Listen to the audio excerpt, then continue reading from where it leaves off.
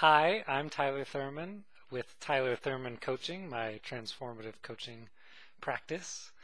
And if you would like to check me out and see more videos like this one, read articles, testimonials, learn more about me and my coaching work, then you can find me at www.coachtylerthurman.blogspot.com and have fun exploring all of the content there. All right, let's get to the matter at hand, which is today's video, which is it's about forgiveness. It's more specifically titled "Forgiveness and the Three Principles." And I wanted to spend some time talking to you about forgiveness because it is widely misunderstood. Everyone kind of knows about forgiveness, but people don't really know what it is.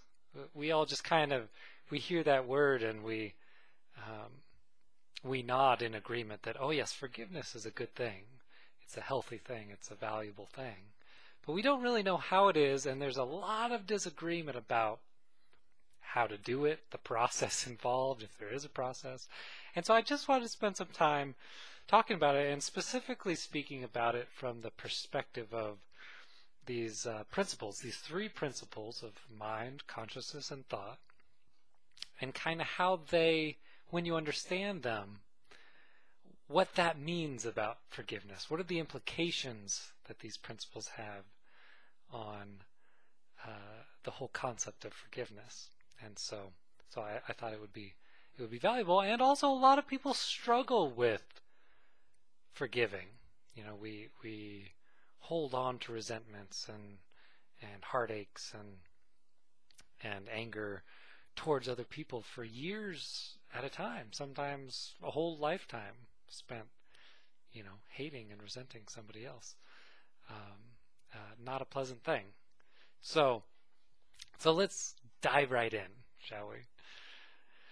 Now, I first want to start by kind of setting the table with the world's predominant model of forgiveness.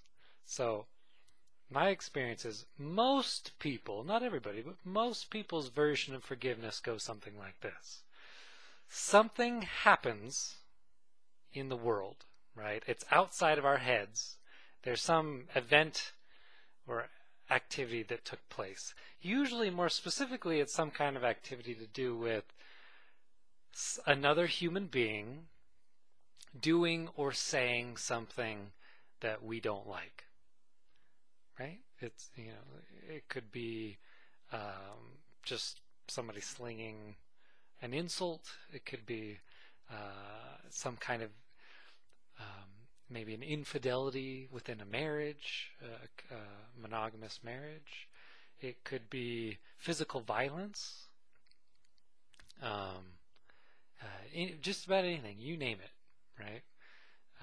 So it starts with something happening outside us, usually to do with other people, and then we don't like it, right?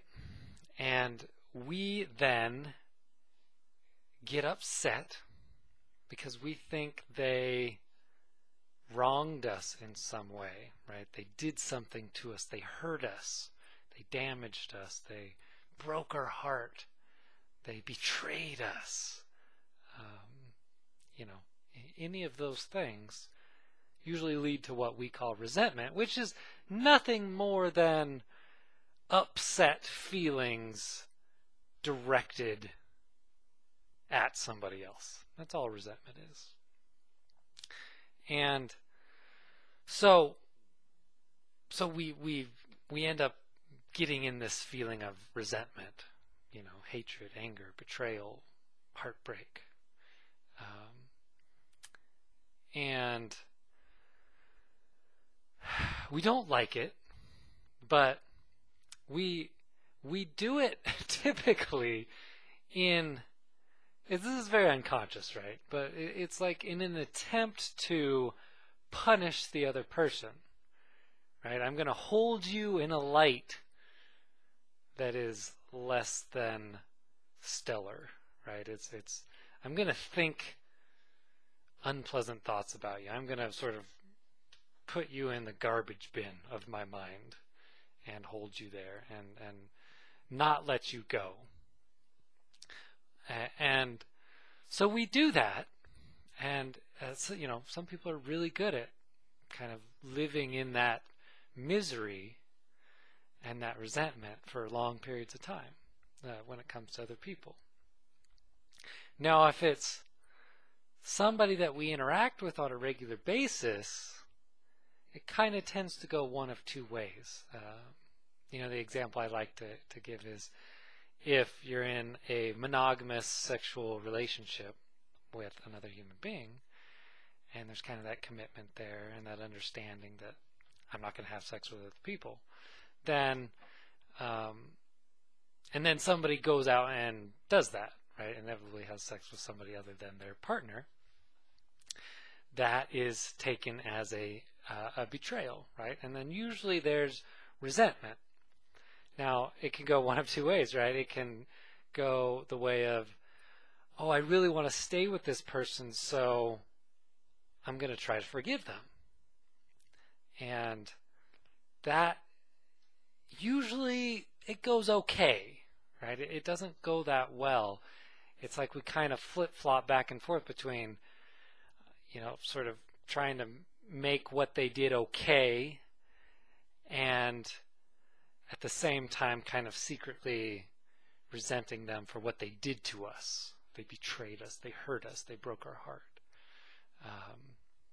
And then the other version of that, well, and by the way, just to kind of finish that last one, it usually never goes away, right? There's no real letting go that takes place within the person who feels betrayed. It's just kind of, it dulls over time, but it's still very raw kind of underneath that. And people typically they try to forgive, but they don't, like I said, they don't really know what that means, and they don't know how to do that. And then the other version, which is probably more common, is physically leaving, right? This person did this to me, therefore I'm going to try to solve my own suffering, my own resentment, my own upset by leaving. I'm gonna try to have as little interaction in the future as possible with this individual. And that doesn't work either, right? That's not particularly helpful because you still get to harbor that resentment whenever you think about that person. But also, it tends to manifest in how we think and act in future relationships. So, you'll get into a new relationship kind of hoping, oh, this person's different. This person would never do this to me. But you're always kind of secretly mistrusting them and thinking that, suspicious of their behavior and never really trusting in the way that you once did. And so it's always in the background, always that, oh, what if this happens to me again, and what am I going to do? And I couldn't handle it, and it would be so horrible. So there's all this thinking going on. And so both of those options, they're not great because they linger on. We get to keep feeling resentment and keep feeling heartbroken. And even though it kind of dissipates over time, it never really goes away. And it's just not a great way to live, in resentment and upset in that place, because you're not going to be well in yourself. It's an attempt to punish the other person in some way typically, but the truth is we're the one that gets punished, because you can't really psychically attack somebody else, to my knowledge, right? When it comes to the three principles, we really only get to ever feel our own thinking. We don't actually feel what happens, what other people are thinking and feeling, and we don't even get to feel emotionally what other people do, even if they're doing it in our direction, right? We still can only ever emotionally experience thought. That's where it comes from. It's a causal relationship. If you want to check out more of my work on the three principles, you can learn more about that in greater detail. But so that's kind of the predominant worldview of forgiveness. And I'm going to suggest, first of all, the bad news is it doesn't work, right? We try to kind of let things go. We try to make behaviors and actions of other people okay after we've decided in our minds that what they did was horrible, an unspeakable act that, another way to talk about it is it's an unforgivable act, right? That we then try to go and forgive. Well, it's too late at that point, it's past. You can't work on it because you've already pre-decided that it's unforgivable. So how are you going to forgive it? You're not. It's not going to go down well, right? That's why it never goes away for most people who try to actively forgive. Now, that's the bad news. The good news is there is an alternative. It's what I consider true forgiveness. The real version of forgiveness, and it's very much a spiritual conversation, but it has everything to do with these three principles, right? So let's talk about that a little bit.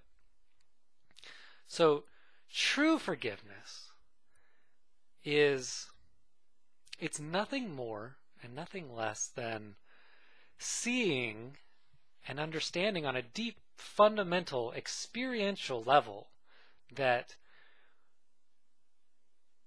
the truth of who we are.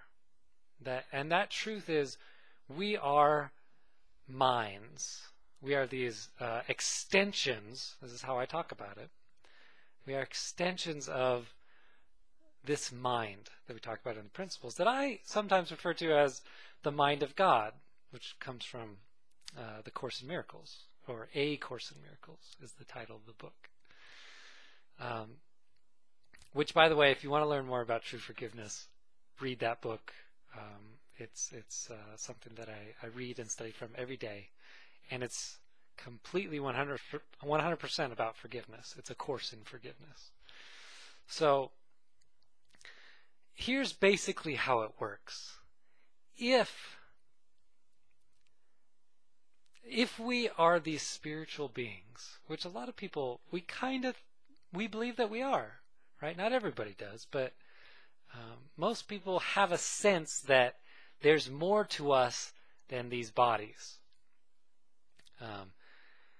And we even, on some level, have a sense that there's more to us than our upset feelings or our strong feelings. Even though a lot of people, we associate ourselves as our experiences and our feelings. We are an accumulation of feeling over time, is how some people would define who we are, the nature of the human condition. But I'm going to suggest that we are more than that. We are minds. We are the space in which this thought-feeling connection rises and falls. A mind is a space in which thoughts flow through, feelings flow through, but we aren't those thoughts and we aren't those feelings. We're the space in which they occur, right? And It's a divine space. If it is of the mind of God, our mind, then, one of the ways I talk about it is it's made of love. It's made of peace, peace of mind. That is who we are. And if that is who we are, it's kind of an unshakable, unbreakable, unalterable essence, an essential mind that is the very nature of who we are. If it's true that that's who we are, and I really truly believe that it is, just my personal experience and working with enough people to know that that's behind everybody's thinking, every single thought system, every miserable feeling in every person I've ever talked to, there is that divine spark, that beauty that is the mind of God, that is within every single human being on the planet. And if that's who we are, then that has enormous implications to forgiveness, right? So forgiveness, in the traditional Western sense, is we need to forgive something that has been done to us because we've been attacked in some way. We've been harmed in some way. We've been betrayed. We've been heartbroken. Something has been done to us to permanently hurt us, to permanently damage us. That's the only reason we think we need to forgive, because something has been done to us that is just unspeakable, right? It's terrible. It's hurt me on a fundamental level. And I'm carrying around that hurt. And and I don't like it.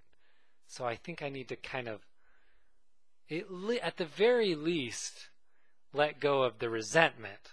I don't think I can get rid of the damage that has been done to me, but I can at least try to let go of the resentment that I've been carrying around for this other person to kind of mitigate the suffering.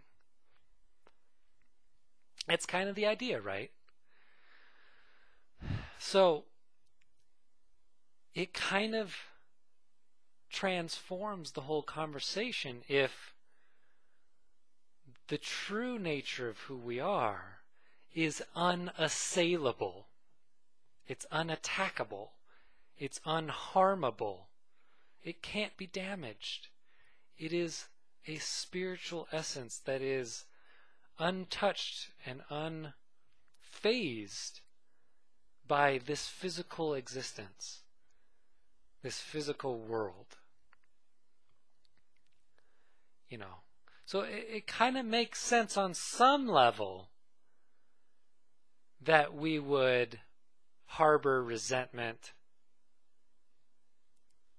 as a form of punishment to the other person. First of all, if it worked, but also if we were our bodies, or if we were our thoughts and feelings. Because our bodies can be dashed on the rocks, right? They can be irreparably damaged. They can be maimed, they can be hurt, they can be tortured, and they can be killed, right? Some pretty horrible things. All of those things can happen to the body.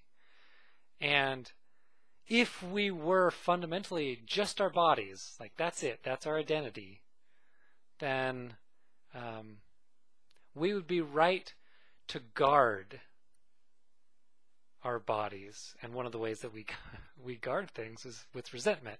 Because we think if we resent enough, if we're on guard enough for future happenings, if I keep people like that at bay, then I won't be hurt like that again. I won't be further damaged. And so it makes sense if we're our bodies, on some level, right, that resentment is kind of the way to go. Now, emotionally speaking, when it comes to the three principles, we know that nobody can actually hurt us emotionally. It can't be done.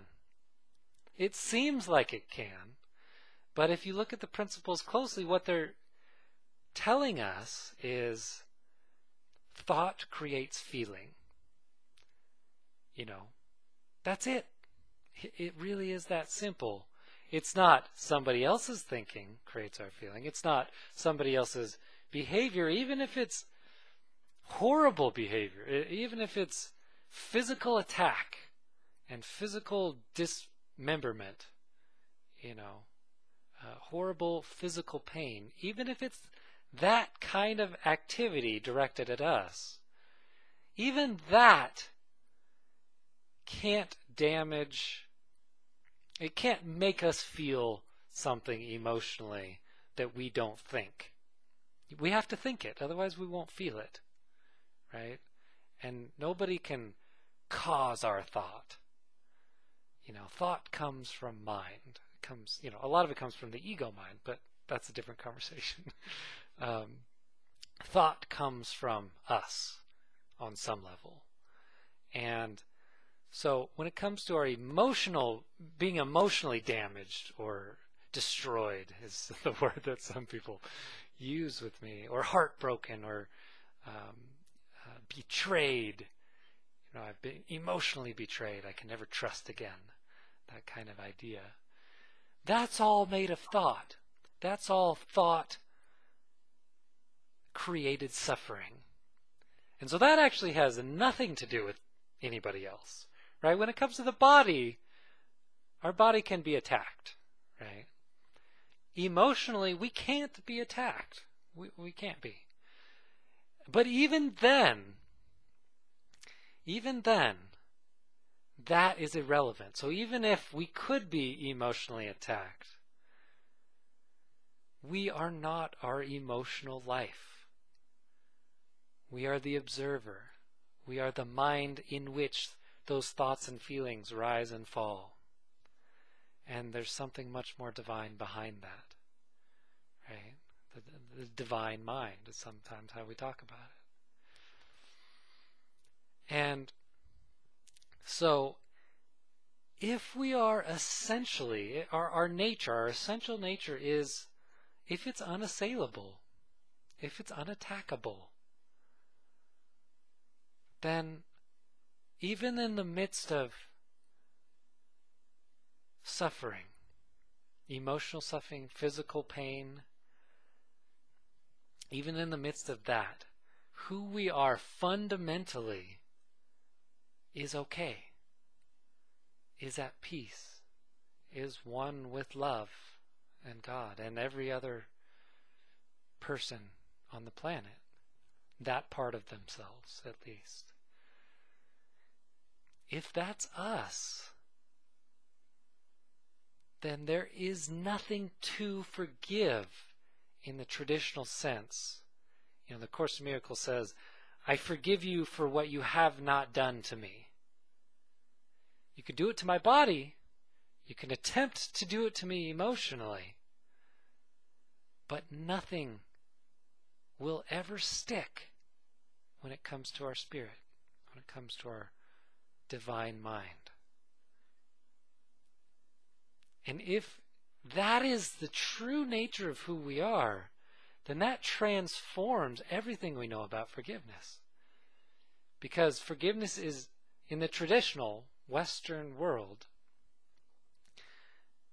it's based in the assumption that we can be attacked in the first place, that something can be done to us that's wrong and hurtful. It's harmful to us. It's harmful to our fundamental nature. And so we have to question that assumption.